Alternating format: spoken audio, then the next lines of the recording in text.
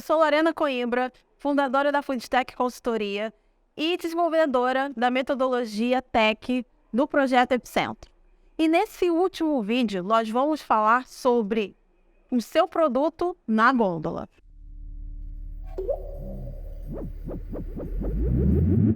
Quando a gente fala de produzir um produto e disponibilizar isso para o consumidor, a gente precisa pensar em algumas etapas que são cruciais, que muitas das vezes os pequenos empreendedores não percebem, que é a parte de conservação, rotulagem e padronização e precificação. Quando a gente fala sobre conservação, esse assunto, com certeza, vocês vão precisar de uma orientação técnica.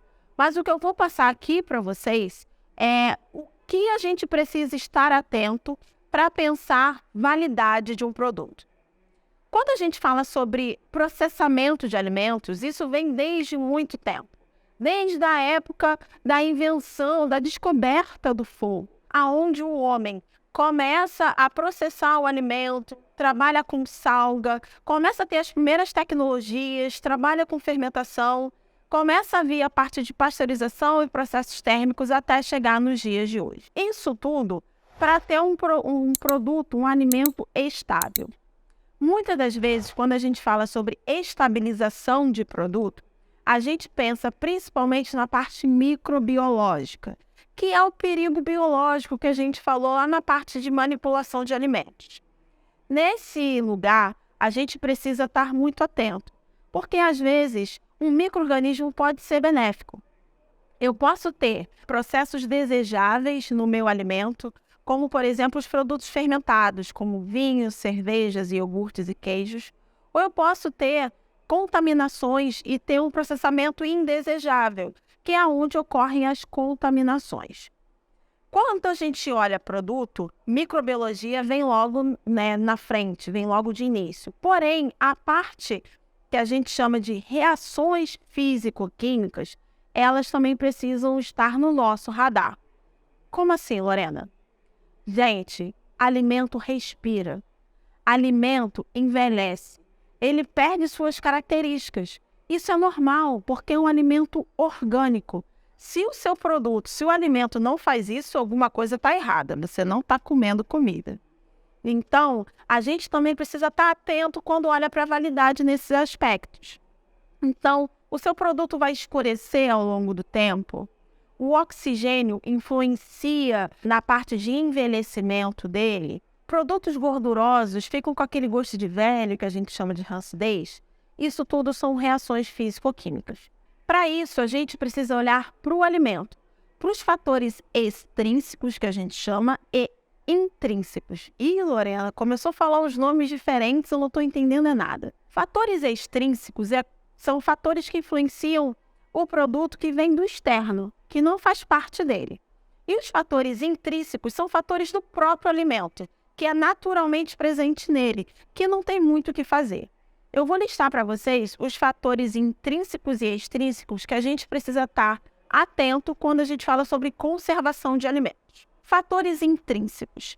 Existem algumas coisas que já tem no alimento que, se a gente não prestar muita atenção, acabam influenciando muito. E a gente pode minimizar através de uma embalagem, mudando a formulação ou até mesmo repensando o produto.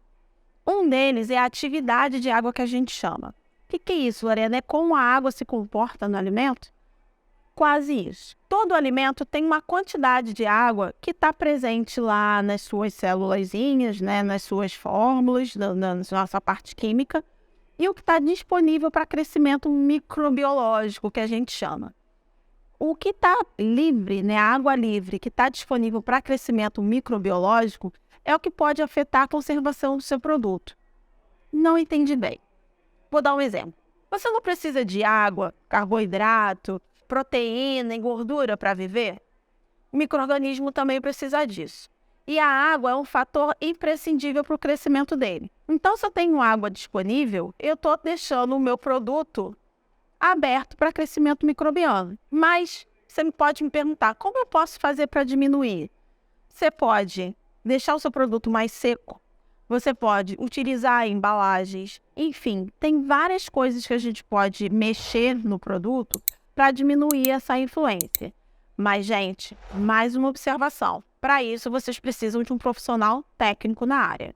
Outro ponto que pode também influenciar a parte de conservação é o oxigênio. Muitos micro-organismos também precisam de oxigênio para crescer. Outros já são mais sagazes e não precisam, crescem até sem oxigênio. Mas como a maioria precisa, se a gente retira o oxigênio do alimento ou não deixa ele disponível, isso também pode ajudar na conservação. Por isso que alimentos a vácuo, que são alimentos que não têm ar e por consequência não têm oxigênio, duram muito mais tempo do que alimentos que estão em contato direto com o ar. Outro fator que também influencia na conservação é o pH, que nada mais é do que uma medida de entender se o produto está ácido ou básico.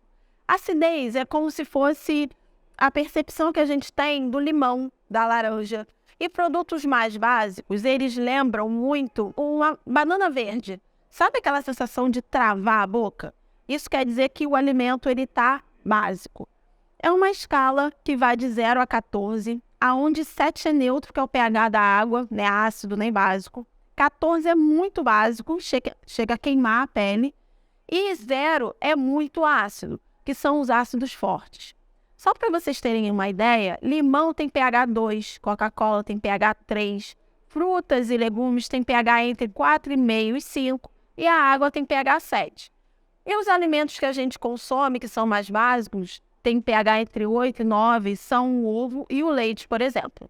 Lorena, mas como isso influencia a conservação? Micro-organismos também precisam de pH ótimo para crescimento. Então, se a gente restringe, diminui ou aumenta muito o pH do teu produto, a gente também está restringindo o crescimento microbiano. Falando sobre os fatores extrínsecos, são os fatores ambientais que influenciam a conservação do teu produto. Então, temperatura.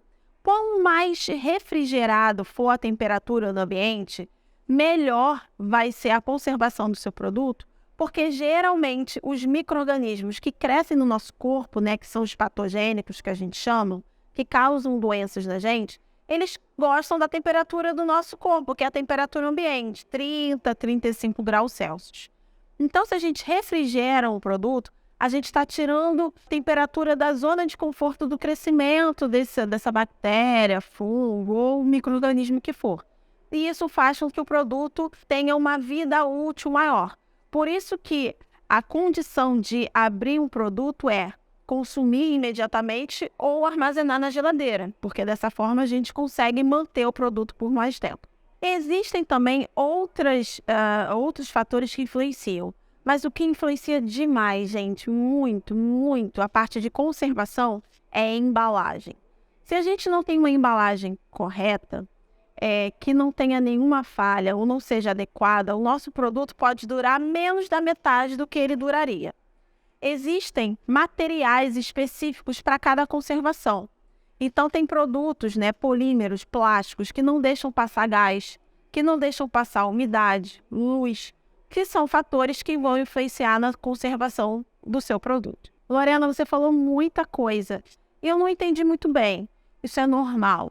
Não se desespera. Eu estou trazendo aqui são insights, coisas para vocês pensarem, para buscar pessoas técnicas que possam te auxiliar. Fazendo um link com a embalagem, quando a gente fala sobre ofertar um produto ao consumidor, a gente fala sobre um ponto muito importante que tem sido cada vez mais fiscalizado pelos órgãos, que é a rotulagem de alimentos. Ter uma embalagem quer dizer que você está protegendo o seu produto para que ele dure mais tempo.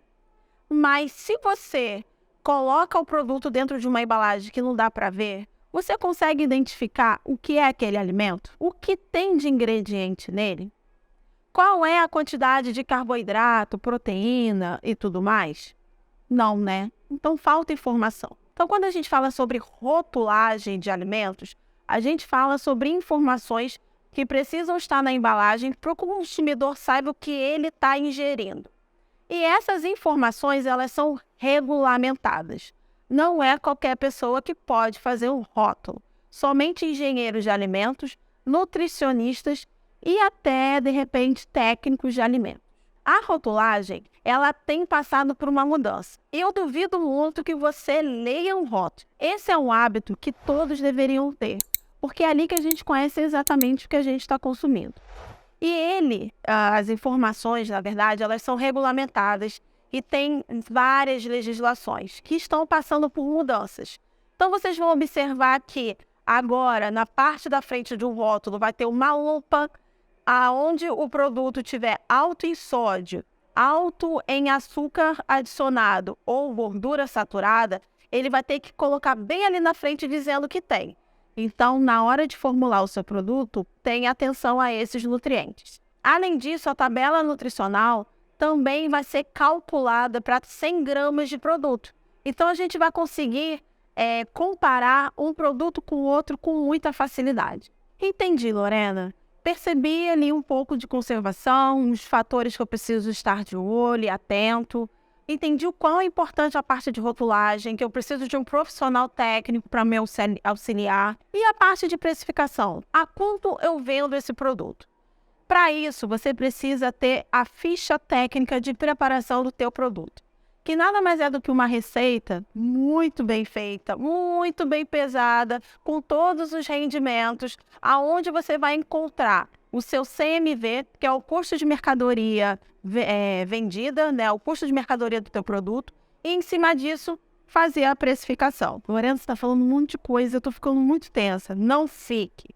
A ficha técnica é um coringa na mão do pequeno empreendedor. Existem vários cursos na área, cursos rápidos, aonde você vai conseguir ter padronização, uma boa percepção de custo e assim vender o mesmo produto com um valor que pague o teu negócio para o teu consumidor final. Vocês observaram que ao longo dos vídeos e desse último também, eu trouxe vários insights, vários assuntos que são importantíssimos para quem está começando no ramo do empreendedorismo alimentar. Então, coloque todos esses vídeos dentro da sua gaveta, ali do lado onde você dorme, busque informação, reveja, envie para pessoas que estão começando também, porque eu tenho certeza que todas essas dicas vão fazer muita diferença para você, quem está começando. Esse é o último conteúdo formativo da série de 4 vídeos do Projeto Epicentro, que é uma parceria da Duto com a Foodtech Consultoria, com a Prefeitura do Rio de Janeiro e da Secretaria de Juventude do Rio. Meu nome é Lorena Coimbra e eu fico por aqui.